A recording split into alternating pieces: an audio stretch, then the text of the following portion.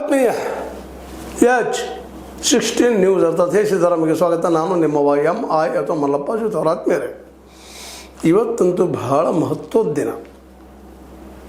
ಭಾರತದ ಇತಿಹಾಸದಲ್ಲೇ ಒಂದು ವಿಶಿಷ್ಟವಾದ ಕಥೆಯನ್ನು ಬರೆಯುವಂಥ ಅಥವಾ ಇತಿಹಾಸ ಬರೆಯುವಂಥ ಸಂದರ್ಭ. ಪಶ್ಚಿಮ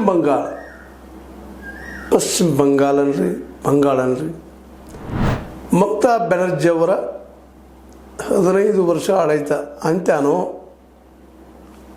ಅಥವಾ ಮೋದಿಯವರ ವಿಶೇಷವಾಗಿ 2024 ಲೋಕಸಭಾ ನಂತರ ನಡೆದಂಥ ಎಲ್ಲ ವಿಧಾನಸಭಾ ಚುನಾವಣೆಗಳಲ್ಲಿ ಗೆಲ್ಲುತ್ತಾ ಬಂದಂಥ ಮೋದಿಯವರ ಗೆಲ್ಲುವ ಅಶ್ವಮೇಧಕ್ಕೆ ತಡೆನೋ ಅನ್ನುವಂಥದ್ದು ಇವತ್ತು ಬಂದು ನಿಂತದೆ. 142 ಕ್ಷೇತ್ರಗಳು, ಎರಡೂ ಬಲಿಷ್ಠ. ಒಂದು ಕೇಂದ್ರದಲ್ಲಿ ಅಧಿಕಾರದಲ್ಲಿದೆ, ಇನ್ನೊಂದು ವೆಸ್ಟ್ ಬೆಂಗಾಲ್ದಲ್ಲೇ.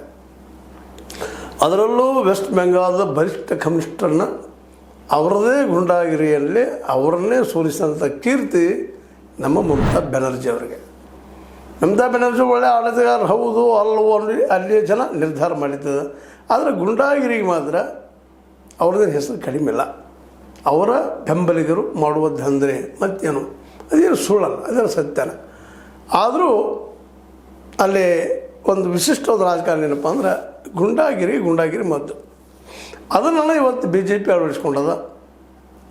ಅದೇ ಕಾಲಕ್ಕೆ ವೆಸ್ಟ್ ಬೆಂಗಾಲಲ್ಲಿ ಈ ಸಲ ಗೆದ್ದೇ ತಿರಬೇಕು. ಯಾಕೆ ಹಿಂದಿನ ಸಲ 77 ವಿಧಾನಸಭೆ ಕ್ಷೇತ್ರಗಳನ್ನು ಗೆದ್ದ 2ನೇ ಸ್ಥಾನದಲ್ಲಿರುವ BJP ಈ ಸಲ ಗೆಲ್ಲಬೇಕದಲ್ಲ, ಒಂದೇ ಆಟ.